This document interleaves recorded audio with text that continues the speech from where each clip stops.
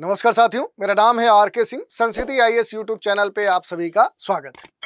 आज के एपिसोड में हम जिस मुद्दे की चर्चा करने वाले हैं ये जुड़ता है एससीओ से, संघाई सहयोग संगठन से, और इसके संदर्भ में अब एक बात खुलकर आ रही है और सबके मन में ये प्रश्न भी उठ खड़ा हुआ है कि क्या अब अमेरिका को चिंता करने की जरूरत है। ऐसा हम क्यों कह रहे हैं?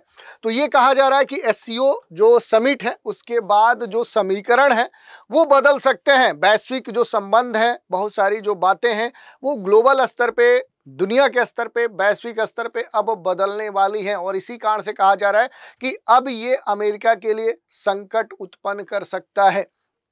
तो इसी मुद्दे की आज हम चर्चा करने वाले हैं। देखेंगे कि क्या अब अमेरिका को चिंता करने की वास्तव में जरूरत है और ऐसा क्यों कहा जा रहा है कि ये जो सम्मेलन होगा संघाई सहयोग संगठन का, ये पूरे दुनिया के समीकरण को बदल कर रख सकता है। तो इससे जुड़े हुए जो भी महत्वपूर्ण बिंदु हैं उन पर हम बात करेंगे। साथ ही हम देखेंगे कि एशिया पूरे क्षेत्र में शक्ति संतुलन का क्या बदलाव अब होने जा रहा है।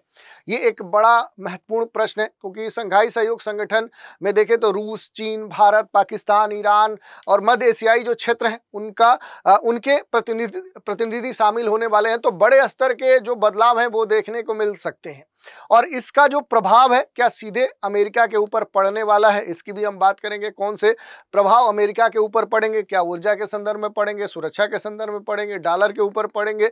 तो ये सारे मुद्दे हैं। यही नहीं, भारत की इसमें जो भूमिका है वो सबसे महत्वपूर्ण हो जा रही है। तो इसमें देखेंगे कि आखिर इस पूरे सम्मेलन के बाद जो अमेरिका है, अमेरिका की समस्याएं क्या है, अमेरिका की दुविधा क्या है, उस पर हम बात करेंगे और फिर देखेंगे कि इसके संभावित नए जो समीकरण बनने हो सकते हैं, क्या परिवर्तन हो सकते हैं, वो क्या हो सकते हैं और इसके एवज में जो अमेरिका है वो अपनी क्या रणनीति अपना सकता है। और भारत चीन के करीब आने के पीछे ये भी प्रश्न उठ रहा है कि क्या अमेरिका है, अमेरिका क्या कमजोर होगा। तो इस तरह की बात भी खुल के आ रही है। ऐसे बहुत सारे प्रश्न हैं, जैसे ट्रंप की वजह से जो भारत अमेरिका है, भारत जो चीन है, इनकी जो नज़दीकियां हैं वो बढ़ गई हैं। तो ये भी एक महत्वपूर्ण मुद्दा है। चीन भारत का सबसे महत्वपूर्ण पड़ोसी देश है और चीन का कहना है कि हम उसी के साथ रहेंगे। तो ये एक बड़ा ही कहें तो एक चर्चित और महत्वपूर्ण प्रश्न हो जाता है क्योंकि जो अब तक देखें तो भारत चीन दोनों एक दूसरे से कई सारे मुद्दों पर सहमत नहीं रहे। इनके बीच तनाव की स्थिति देखने को मिली है। विभिन्न मंचों पर हमेशा चीन ने भारत की टांगें खींची है। ऐसा क्या बदलाव होने वाला है कि अब जो चीन है वो कह रहा है नहीं, हम भारत के साथ ही खड़ा रहेंगे।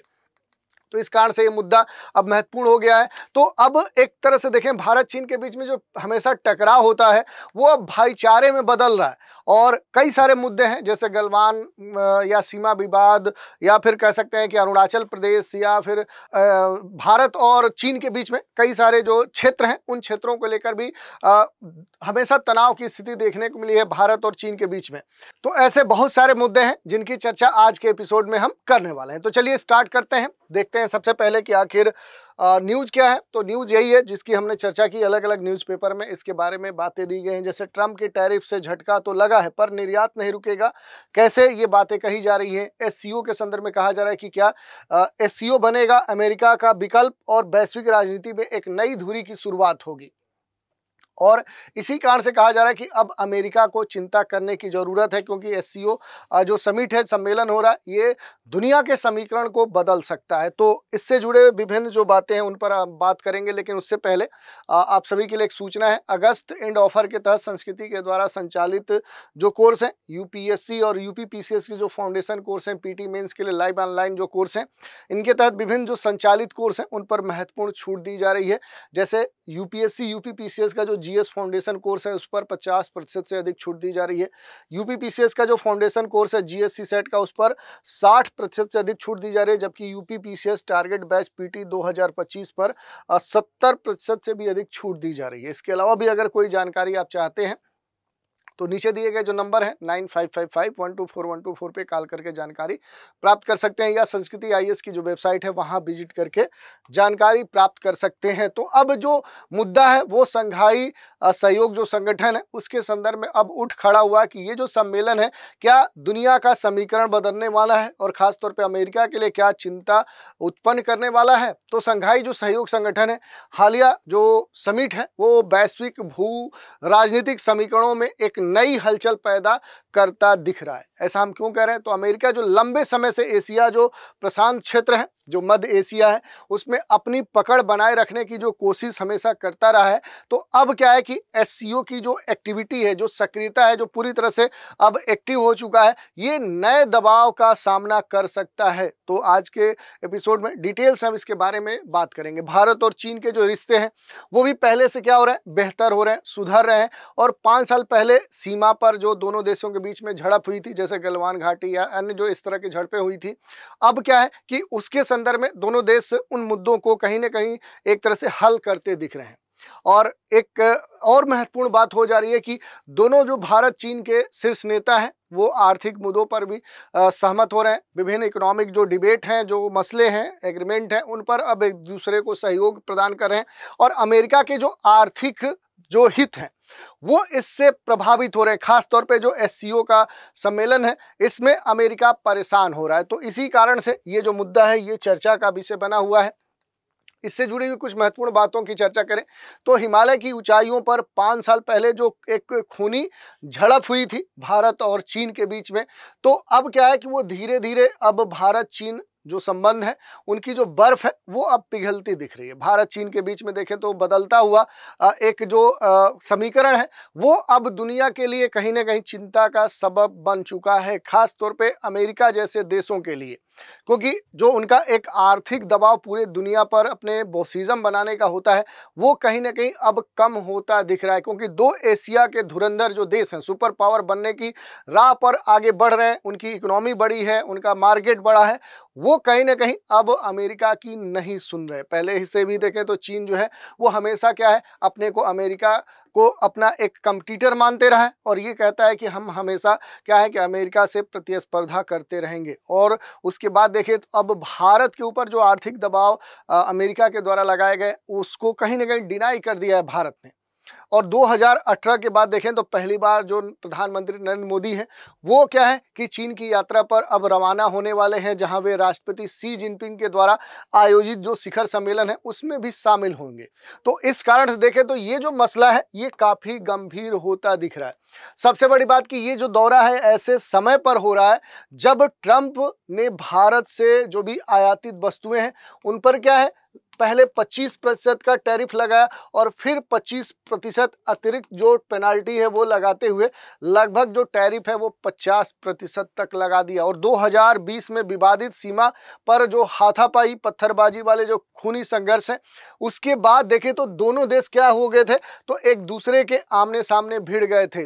अब वही जो देश हैं, इनके जो नेता हैं वो अपनी आर्थिक स्थिरता को प्राथमिकता देते हुए एक दूसरे से मिलने के लिए तैयार हो चुके हैं।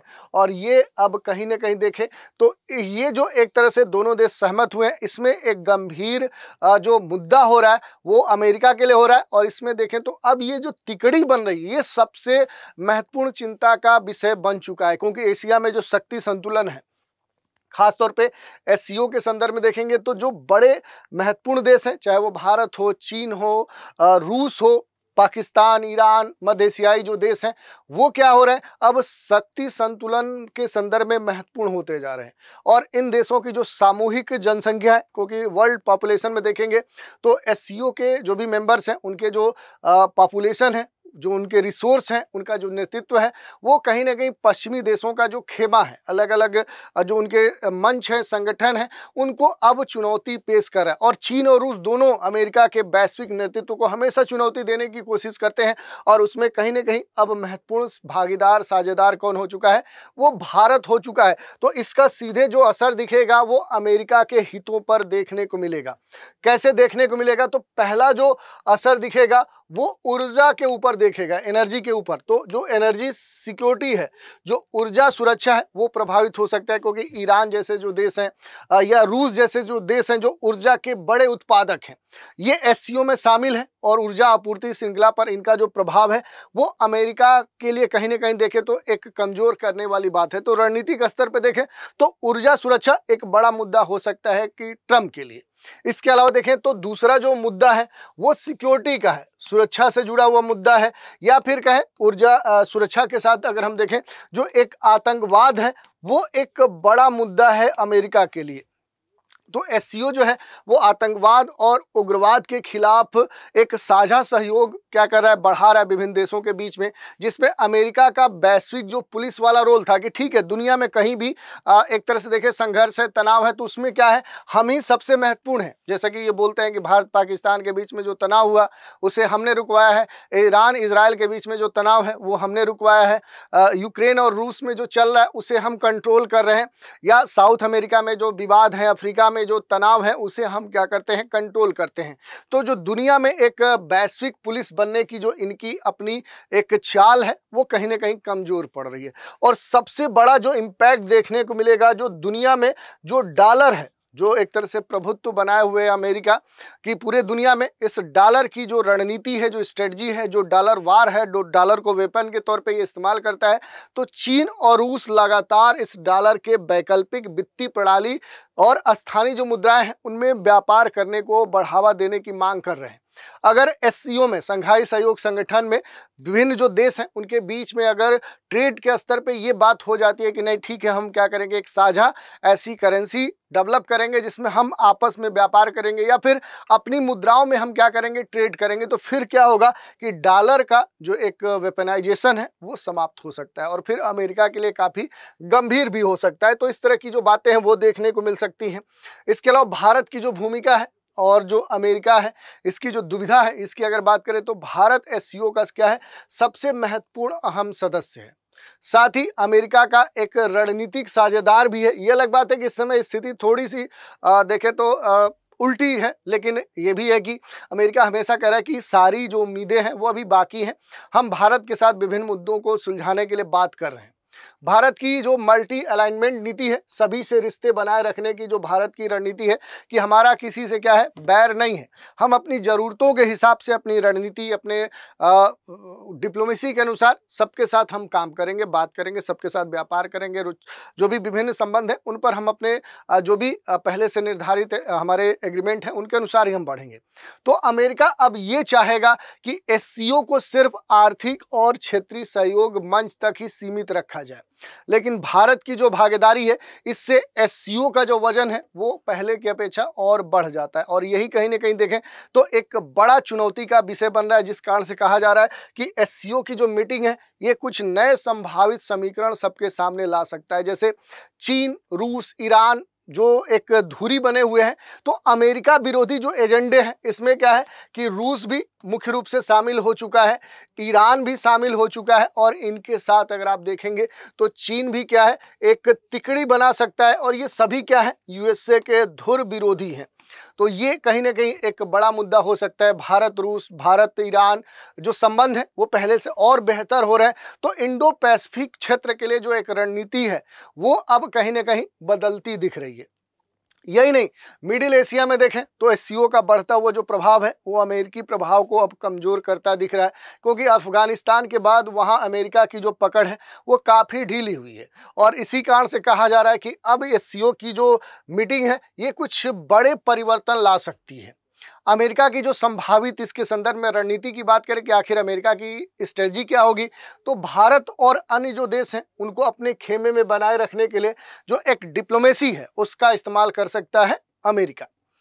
दूसरी तरफ जो आर्थिक प्रलोभन है, आर्थिक जो दबाव है उनका इस्तेमाल कर सकता है अमेरिका। जैसा कि आप देख सकते हैं इस समय भारत के ऊपर खुन्नस खाया हुआ है अमेरिकी जो प्रशासन है, खासतौर पर राष्ट्रपति जो ट्रंप हैं। यही नहीं, क्वाड जैसे जो संगठन है, AUKUS जैसे जो विकल्प हैं, उन मंचों को और क्या किया जा सकता है, खासतौर पे देखें तो और एक्टिव किया जा सकता है। किसके द्वारा, तो अमेरिका के द्वारा, या फिर इसके साथ ही देखें तो जो महत्वपूर्ण जो मंच है उनको ये और सक्रिय करेगा और जो इसके मेंबर्स हैं जैसे भारत क्वाड का सदस्य है तो उन्हें अपने पाले में लाने का प्रयास करेगा। यही नहीं, एससीओ को एंटी वेस्टर्न जो अलायंस है इस रूप में प्रोजेक्ट कर सकता है कि पश्चिम के खिलाफ ये विरोधी एक मंच है, एक अलायंस है और इसे कहीं ना कहीं देखें तो निगेटिव स्तर पे प्रचारित कर सकते हैं। लेकिन इसके साथ ही देखें तो सबसे जो बड़ी बात कही जा रही है कि भारत चीन के करीब आने से अमेरिका अब कमज़ोर होगा, ये सबसे महत्वपूर्ण मुद्दा है, क्योंकि ये जो एससीओ का सम्मेलन है इसमें जो भारतीय प्रधानमंत्री हैं नरेंद्र मोदी, इनके अलावा रूस, पाकिस्तान, ईरान, मध्य एशिया के बहुत सारे जो उनके नेता हैं वो इसमें शामिल होंगे और बीजिंग का ये भी दावा है,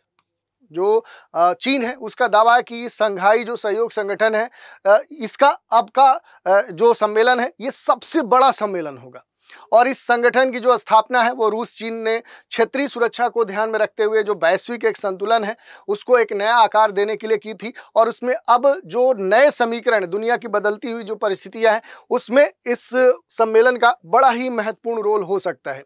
भारत की जो मौजूदगी है वो इस बात का भी अब संकेत है कि एससीओ में भारत की जो भूमिका है वो लगातार बढ़ रही है। और एशिया की दो जो बड़ी ताकतें हैं इनके बीच में जो रिलेशन है, ये रिलेशन पहले से क्या हो चुका है, अब काफ़ी प्रगाढ़ हो चुका है, गर्माहट इनमें आ चुकी है। और ये जो एक कह सकते हैं कि समीकरण बन रहा है ये अमेरिका की उन कोशिशों को कमज़ोर करेगा जिनके तहत उसने भारत को चीन के बढ़ते जो प्रभाव है उनका मुकाबला करने के लिए अपने साथ खड़ा करने की एक रणनीति बनाई थी। और इसी वजह से देखें तो ट्रंप की वजह से अब कहा जा रहा है कि दोनों जो ये देश हैं जो अक्सर लड़ते भिड़ते रहते थे विभिन्न मुद्दों पर, बड़े बड़े मंचों पर हमेशा जो चीन है वो भारत के टांग खींचते रहा है, अब वो भारत के साथ खड़ा होने के लिए बेकरार है। तो ट्रंप की वजह से कहा जा रहा है कि नज़दीकियां जो है वो दोनों देशों के जो संबंध हैं वो बेहतर हुए हैं और मोदी और जो जिनपिंग है ये एक दूसरे के समीप आए हैं। बहुत सारे एक्सपर्ट्स का ये भी मानना है कि भारत और चीन के बीच के जो रिश्ते हैं उनमें जो सुधार हुआ है, सुधार की जो प्रक्रिया आगे चल रही है ये पहले भी चल रही थी, लेकिन अब क्या है कि ट्रंप की जो अमेरिका फर्स्ट पॉलिसी है, यानी सब कुछ क्या है अमेरिका है, ये जो ट्रंप की नीति है ये मोदी और शी जिनपिंग को एक तरह से देखें तो एक दूसरे के पास लाने के लिए मजबूर की है, एक साझेदारी तलाशने के लिए प्रेरित किया है ट्रंप की जो नीति थी। तो इस कारण से देखें तो ये मसला अब चर्चा का विषय बना हुआ है। दूसरी बात अगर हम करें यहाँ पर कि सबसे जो महत्वपूर्ण ये हो रहा है कि खास तौर पे रूस से भारत की जो तेल खरीदने की जो एक नीति थी उस नीति पर देखें तो अमेरिकी जो प्रतिबंध है उन्होंने मोदी को खासे परेशान किया। यहाँ तक कि आप सुन रहे होंगे कि मीडिया में एक खबर है कि ट्रंप ने 4-4 बार मोदी को फ़ोन किया, मोदी ने फ़ोन ही नहीं पिक किया। अब ऐसा क्या हो गया, जो मोदी हमेशा कहते थे कि अमेरिका हमारा बड़ा ही महत्वपूर्ण साझेदार है, विभिन्न मुद्दों पर वो चुप थे। जैसे सिंदूर ऑपरेशन के संदर्भ में बार बार ट्रंप जाके बोल रहे थे कि हमने रुकवाया है भारत पाकिस्तान के बीच के तनाव को। विभिन्न आलोचना के बाद भी जो नरेंद्र मोदी हैं वो इस बात को हमेशा डिनाई कर रहे थे, कुछ भी इस पर स्टैंड नहीं ले रहे थे। लेकिन बाद में उन्होंने बोला कि नहीं, ऐसा किसी के दबाव में हमने नहीं किया, ये हमारी स्ट्रेटजी थी कि हम पाकिस्तान को बड़े स्तर पे क्षति या आम जनता को क्षति नहीं पहुंचाना चाहते थे, बल्कि वहां जो आतंकवाद प्रायोजित हो रहा था, जो सेंटर्स थे, ट्रेनिंग सेंटर या जो भी इस तरह के उनके रसद थे, उनको बस डैमेज करना चाहते थे। तो इस तरह की बातें देखने को मिले। तो रूस के द्वारा जो भारत तेल खरीद रहा था उसे कहीं न कहीं प्रतिबंधित किया जा रहा है भारत को। और दूसरी बात कि दुनिया के विभिन्न देशों के साथ जो भारत के संबंध हैं उनको भी प्रभावित करने का एक प्रयास अमेरिका के द्वारा किया जा रहा है। तो अब ये कहा जा रहा है कि बड़े स्तर पे जो ट्रंप की नीतियां हैं, वो जो नीतियां हैं वो क्या हो रही हैं, भारत को प्रभावित नहीं कर पा रही हैं, चीन को प्रभावित नहीं कर पा रही। जैसा कि आप देखे होंगे पिछली साल भारत की स्थिति चीन की थी, चीन के ऊपर चीन पूरी तरह से खुन्नस, अमेरिका खुन्नस खाए हुए था, लगातार जो टैरिफ दरें हैं वो बढ़ाते गया। चीन ने कहा हम आपके आगे झुकने वाले नहीं हैं और उसने अपने रेयर अर्थ एलिमेंट का जो प्रोडक्शन है, जो सप्लाई है अमेरिका को, वो रोक दिया। और यहाँ तक कि उसने भी अमेरिका के ऊपर टैरिफ लगा दिया। और उसके बाद जो ट्रंप है वो शांत पड़ गए, चित हो गए। अब वही स्थिति भारत के साथ वो करें और भारत भी ठीक चीन की तरह क्या है कि अब ये बोल चुका है कि हम आपसे डरने वाले नहीं हैं, हम अपने हिसाब से ही विभिन्न मुद्दों को सुलझाएंगे। तो अब एक्सपर्ट का यही मानना है कि भारत को खोना अमेरिका के लिए एक बड़ा झटका हो सकता है। और इसी कारण से ये जो मुद्दा है अब ये सामान्य मुद्दा नहीं रहा है। बीते हफ्ते देखे चीनी विदेश मंत्री जो है वांग यी, ये क्या है कि ये भारत आए प्रधानमंत्री से और देश के जो प्रमुख पदों पर रहने वाले जो लोग हैं जैसे विदेश मंत्री एस जयशंकर, उनसे मिले, दोनों पक्षों के जो विभिन्न मुद्दे हैं उन पर बात हुआ, हालिया जो सुधार है उन्हें एक्सेप्ट किया गया। और मोदी ने कहा कि भारत चीन जो रिलेशन है ये आपसी हितों और जो भी सेंसिटिव जो मुद्दे हैं उनको कहीं ना कहीं हल करने की दिशा में अब ये तेजी से आगे बढ़ रहे हैं।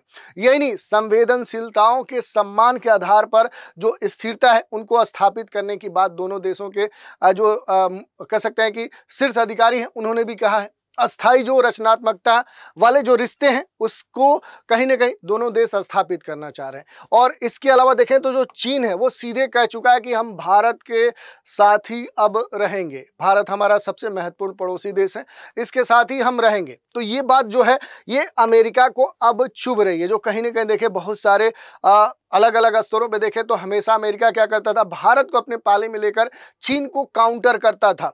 तो अब जो अमेरिका की स्थिति थी वो अब खराब हो रही है। वाशिंगटन स्थित देखें जो स्टिम्सन जो सेंटर है उसने ये कहा है कि बीजिंग का मानना है कि जो भारत और चीन के बीच में जो विभिन्न मुद्दे हैं अब वो उनकी सुलह की शुरुआत हो चुकी है, और इस कारण से अब आने वाले समय में जो एससीओ का सम्मेलन है ये कुछ बड़े जो रिजल्ट हैं वो ला सकता है। विशेषज्ञ इस सम्मेलन को बड़े रणनीतिक बदलाव के तौर पे देख रहे हैं और ये कहीं ना कहीं चिंता का सबब बनता जा रहा है। तो अब आने वाले समय में ये देखना है कि भारत और जो चीन है ये आने वाले समय में क्या गुल खिलाते हैं और अमेरिका को कैसे धोबी पछाड़ देते हैं। ठीक है, ये बात देखने को मिल रही है। तो अमेरिका से देखें तो जो दूरी है वो भारत की अब सबके लिए देखें तो एक बड़ा ही महत्वपूर्ण एक विषय बनता जा रहा है, और अमेरिका भारत का सबसे अहम साझेदार है लेकिन चीन हमारा सबसे बड़ा पड़ोसी है। ये एक जो चीन की तरफ से बात कह दी गई, इसके लिए अब भारत को क्या है कि चीन के जो कह सकते हैं कि एक गर्माहट वाले जो रिश्ते हैं उसकी तरफ जो बढ़ता हुआ कदम है उसे कहीं ना कहीं भारत को एक्सेप्ट करना होगा, क्योंकि भारत भी जानता है कि हम दोनों अगर मिलकर काम करते हैं तो कई सारे मुद्दे हैं जिनको हम हल कर सकते हैं। इसके लिए हमें बाहर के किसी देश पर जो निर्भरता है उस पर निर्भर नहीं रहना होगा। और कहीं ना कहीं अब जो स्थिति है भारत और चीन के बीच में जो टकराहट थी वो अब भाईचारे में बदल रही है। जैसा कि देखें तो लंबे समय से क्या है कि भारत चीन के जो संबंध है इनकी जो प्रतिद्वंदता है वो हमेशा बनी रही है, लेकिन अब जैसे गलवान घाटी हाल का जो आंकड़ा है, हाल का जो रिपोर्ट है कि 2020 की जो गलवान एक झड़प हुई थी, उस झड़प में भारतीय जो सैनिक है, चीनी जो सैनिक है, कहीं ना कहीं उनकी जाने गई थी, हताहत हुए थे, और एक अविश्वास जो था दोनों देशों के बीच में वो क्या हुआ और गहरा हो गया था। क्यों? क्योंकि कई जो दोनों देश हैं, दोनों देशों के बीच में जो एक बॉर्डर है वो एक लंबा देखें तो सीमा साझा करते हैं दोनों देश, तो कई सारे मुद्दों को लेकर इनके बीच में विवाद है। जैसे मूल जो सीमा रेखा है मैकमोहन रेखा, उस मैकमोहन रेखा को चीन मानता ही नहीं है। लाइन ऑफ जो एक्चुअल कंट्रोल है उसको लेकर विवाद है। अरुणाचल वाला जो सीमा है इसको लेकर विवाद है। जो गलवान घाटी है उसको लेकर विवाद है। इधर सेंट्रल सेक्टर को लेकर भी विवाद है। तो भारत चीन के बीच में जो विवाद है वो एक लंबे समय से बना हुआ है, लेकिन इस विवाद में देखें तो अब एक जो विवाद है उसका जो इतिहास है वो धीरे धीरे क्या हो रहा है कि अब धूमिल होता जा रहा है, और उम्मीद की जा रही है कि आने वाले समय में ये दोनों देश एक दूसरे के ऊपर जो विश्वास है वो करना शुरू करेंगे, और बहुत सारे जो मुद्दे हैं जो सीमा रेखा या ऐसे जो सीमा लाइन ऑफ जो एक्चुअल कंट्रोल है उसको लेकर जो मुद्दे हैं उनको ये हल कर सकते हैं। और जो खास तौर पे जो गलवान घाटी है वो चर्चा का विषय थी, तो यहाँ से जुड़े हुए जो मुद्दे हैं इनको भी क्या कर सकते हैं कि ये आने वाले समय में इसे हल कर सकते हैं। तो ये देखने वाली बात है कि अब ये स्थिति कहाँ तक और बढ़ती है। और सबसे बड़ी जो बात थी दोनों देशों के बीच में जो विवाद तनाव है उसमें आर्थिक जो वजह है वो एक बड़ा मुद्दा था। तो आर्थिक जो वजह हैं उनको दोनों देश धीरे धीरे क्या कर रहे हैं अब सॉल्व करने की कोशिश कर रहे हैं। तो अब देखने वाली बात है कि ये मुद्दे कैसे सॉल्व होते हैं, और दोनों देशों की तरफ से जो एक डिप्लोमेटिक जो कदम है वो उठाया जा रहा है, ये सबसे महत्वपूर्ण प्रश्न है। क्योंकि देखिए अगर हम बात करेंगे कूटनीतिक कदम की तो 5 बार चीन की यात्रा और फिर 6 साल में जिनपिंग की 18 बार ये दोनों मिले हैं। तो इस तरह की जो विभिन्न एक्टिविटीज़ है ये मायने रखता है। देश के अगर प्रधानमंत्री की बात करें तो 2014 में जब ये सत्ता में आए, जब बीजेपी जीत कर आई, उस पर पहली बार प्रधानमंत्री नरेंद्र मोदी बने, तो इनके आने के बाद चीन के जो 7 संबंध हैं भारत के वो धीरे धीरे क्या है कि उन संबंधों की जो शुरुआत है वो गर्मजोशी से हुई थी। इसके बाद चीनी जो राष्ट्रपति शी जिनपिंग है उन्होंने मोदी को 18 बार मिलने का जो एक क्रम है वो बड़ा ही चर्चा में था। इनमें से 1-to-1 मीटिंग के अलावा दूसरे देशों में दोनों देशों के नेताओं जो है बीच में अलग अलग कई मौके पे मिले हैं और मोदी 5 बार चीन के दौरे पर जा चुके हैं। ये एक बड़ा है, एक रिकॉर्ड है कि किसी भारतीय प्रधानमंत्री के द्वारा लगातार चीन की इतनी बार यात्रा हुई है और पिछले 70 सालों में किसी भी एक प्रधानमंत्री का चीन का ये सबसे ज़्यादा बार दौरा माना जा रहा है। तो इस कारण से देखें तो एक दोनों देशों के बीच में जो प्रगाढ़ता है वो तेजी से बढ़ रही है। यही नहीं, एक रणनीतिक जो संतुलन है वो भी देखने को मिल रहा है, क्योंकि ब्रिक्स जैसे सम्मेलन है उसमें मोदी सी की जो मुलाकात हुई थी, उस मुलाकात के बाद देखें तो इनके बीच के जो रिश्ते हैं वो रिश्ते पहले से सामान्य होते दिख रहे हैं। दोनों देशों ने जो पेंडेमिक महामारी है उस महामारी के दौरान बंद हुई जो सीधी उड़ानें थी एक दूसरे देशों के बीच में, उसके ऊपर देखें तो सहमति जताई है। बीजिंग ने 5 साल बाद भारतीय तीर्थयात्रियों के लिए तिब्बत के 2 जो मार्ग हैं वो खोल दिए हैं। आपसी जो टूरिस्ट हैं वीज़ा जारी उनके संदर्भ में जो प्रक्रिया है उसको भी बहाल किया है। भारत का लिए देखें तो ये जो कदम है उसके रणनीतिक जो स्वायत्तता है उसके नीति के तहत पॉजिटिव माने जा सकते हैं। एक और देखें तो सबसे बड़ी बात है कि वो चीन प्रभुत्व वाले जो SCO है उसमें सक्रिय भूमिका निभा रहा है, तो दूसरी ओर अमेरिका, जापान, ऑस्ट्रेलिया जैसे जो क्वाड जैसे जो संगठन है उसमें भी भारत महत्वपूर्ण भूमिका निभा रहा है। तो भारत के संदर्भ में कहा जा सकता है कि एक जो रणनीतिक संतुलन है वो बनाकर भारत आगे बढ़ रहा है और इस कारण से अमेरिका काफ़ी चिंतित है। यही नहीं, असली परीक्षा ये कहा जा रहा है कि जमीनी स्तर पे होगी जब भरोसे की बात आएगी। ये सबसे महत्वपूर्ण विषय है, क्योंकि भारत चीन सीमा विवाद अब भी देखें तो सुलझा नहीं है, बहुत सारे मुद्दे हैं जो अनसुलझे हैं। दोनों ही तरफ से देखें तो कई सारे सैनिक हताहत हुए हैं। बीते दिनों में देखें तो दोनों देशों ने सीमा पर शांति बनाए रखने के लिए बहुत सारे जो समझौते हैं वो किए हैं, लेकिन जो भी एक्सपर्ट्स हैं उनका यही मानना है कि असली परीक्षा जमीनी स्तर पे होगी, जो भरोसे की बात है। विश्लेषक ये भी कहते हैं कि ये देखना अहम होगा कि दोनों देशों के नेताओं के जो बयान हैं उनकी जमीनी जो हकीकत है वो कितना असर दिखाती है। तो ये भविष्य की बात है कि भविष्य में शायद भारत चीन के जो संबंध हैं वो अधिक स्थिर हो, जहां प्रतिस्पर्धा बनी रहे लेकिन टकराव ना हो। ये सबसे महत्वपूर्ण विषय है। तो ये पूरा मुद्दा था जिस पर हमने बात की। अब थोड़ा सा हम बात कर लेंगे जो संघाई कोऑपरेशन ऑर्गेनाइजेशन है, जो सहयोग संगठन है संघाई का, इसकी हम बात करें तो ये एक अंतर सरकारी क्या है, एक संगठन है। पहली बात, इसकी जो स्थापना हुई है ये कब हुई है, तो ये 2001 में हुई है। चीन, अफगानिस्तान, किर्गिस्तान, रूस, तजाकिस्तान और उज्बेकिस्तान के जो नेता हैं उन्होंने इसकी स्थापना की थी।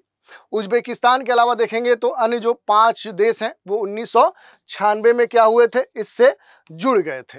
दूसरी बात करें तो चीन के द्वारा अपने पड़ोसी देशों के साथ जो भी सीमा सुरक्षा मुद्दे हैं उनके हल के लिए कहीं न कहीं संघाई जो 5 है उसका हिस्सा ये रहे और 2001 में उज्बेकिस्तान के इस संगठन में शामिल होने के बाद इस सहयोग का नाम बदलकर SCO कर दिया गया था। तो ये महत्वपूर्ण बात है। इसके अलावा अगर आप देखेंगे तो वर्तमान में जो इसके सदस्य हैं वो कौन कौन से हैं, तो आप सभी जानते हैं कि इसके जो सदस्य हैं वो मूल रूप से आपके सामने दिए गए हैं। 8 सदस्य अभी मेजर तौर पे इसके सदस्य हैं। चीन, भारत, कजाकिस्तान, किर्गिस्तान, रूस, पाकिस्तान और तजाकिस्तान के साथ उज्बेकिस्तान। भारत की अगर बात करें तो भारत जो इसका मेंबर बना है SCO का, वो कब बना है, तो वो 2017 में भारत इसका सदस्य बना है। अगर SCO के मुख्य उद्देश्य की बात करें कि आखिर संघाई जो सहयोग संगठन है ये इसका उद्देश्य क्या है, तो जो भी सदस्य राज्य हैं उन राज्यों के बीच में जो एक आपसी विश्वास है, एक मैत्री है, एक रिलेशनशिप है, पड़ोसी देशों के साथ जो संबंध है उसको मजबूत करना, राजनीतिक, व्यापारिक, आर्थिक, वैज्ञानिक, तकनीकी, सांस्कृतिक क्षेत्रों के साथ शैक्षणिक, ऊर्जा, परिवहन, पर्यटन, पर्यावरण, सुरक्षा, आतंकवाद जैसे जो विषय हैं उन पर एक दूसरे को सहयोग प्रदान करना, क्षेत्र में शांति स्थापित करना, सुरक्षा स्थिरता को संयुक्त रूप से कायम करना। तो ऐसे लक्ष्य हैं। लोकतांत्रिक, निष्पक्ष और तर्कसंगत जो नई अंतर्राष्ट्रीय राजनीति है, आर्थिक जो व्यवस्था है उसको बनाना, यही इस SCO का एक तरह से लक्ष्य है। अगर इसके थोड़ा सा संगठन और स्ट्रक्चर की हम बात करें कि आखिर इसका जो स्ट्रक्चर है वो किस तरह का है, तो राष्ट्राध्यक्ष जो परिषद है SCO उसमें सर्वोच्च निर्णय लेने वाली संस्था है और इसकी जो बैठक है वर्ष में एक बार होती है। ये जो संगठन है सभी महत्वपूर्ण मसलों पर क्या करता है, दिशा निर्देश और निर्णय लेता है। तो इसकी जो संरचना है उसको आप डिटेल में भी देख सकते हैं। जो संरचना है वो कैसे आगे बढ़ी है, विभिन्न स्तरों पर 2001 से इसकी शुरुआत हुई है। उससे पहले भी आप देख सकते हैं कि इसके अंदर में स्थिति क्या थी और धीरे धीरे ये आगे बढ़ी है, कौन सी बातें कब की गई हैं, और उसके आधार पर जो संगठन है उसके जो निकाय हैं उनको भी आप देख सकते हैं। दो इसके स्थानीय निकाय हैं। एससीओ सचिवालय बीजिंग में स्थित है। ताशकंद स्थित जो क्षेत्रीय आतंकवाद विरोधी संरचना है इसकी कार्यकारी समिति है, और इसके जो कार्य हैं वो भी आप देख सकते हैं। आधिकारिक जो कार्यकारी भाषा है एससीओ की वो चीनी और रूसी रखी गई है। तो ओवरऑल अब हम यही कह सकते हैं कि जो एससीओ सम्मेलन है, इस सम्मेलन के बाद वैश्विक समीकरण में देखिए बदलाव होना तो तय है, और इसके लिए अमेरिका की जो चिंता है वो कई वजहों से है। हालांकि अमेरिका अभी भी सैन्य, तकनीकी और आर्थिक दृष्टिकोण से इस दुनिया में सबसे आगे है, लेकिन एशिया और ऊर्जा समृद्ध जो क्षेत्र हैं उनमें एससीओ की सामूहिक जो ताकत है वो अमेरिका के लिए आने वाले समय में एक बड़ा संकट, एक चुनौती उत्पन्न कर सकती है। तो आने वाले वर्षों में ये जो संघर्ष है ये सॉफ्ट पावर बनाम सामूहिक क्षेत्रीय शक्ति बन सकता है, इसकी लड़ाई बन सकता है, और ये इसी रूप में सबके सामने आ सकता है। तो इस तरह से देखें तो शंघाई जो सहयोग संगठन की जो समिट है ये खास तौर पर महत्वपूर्ण होने वाली है, और इसके जो इम्पैक्ट हैं वो दुनिया में देखने तय है। तो इसी मुद्दे की आज हमने चर्चा की, और इससे जुड़े हुए जो भी अहम पहलू थे उन पर भी हमने डिटेल से बात की। तो आज के एपिसोड में इतना ही। आप सभी हमारे साथ बने रहें, इसके लिए धन्यवाद।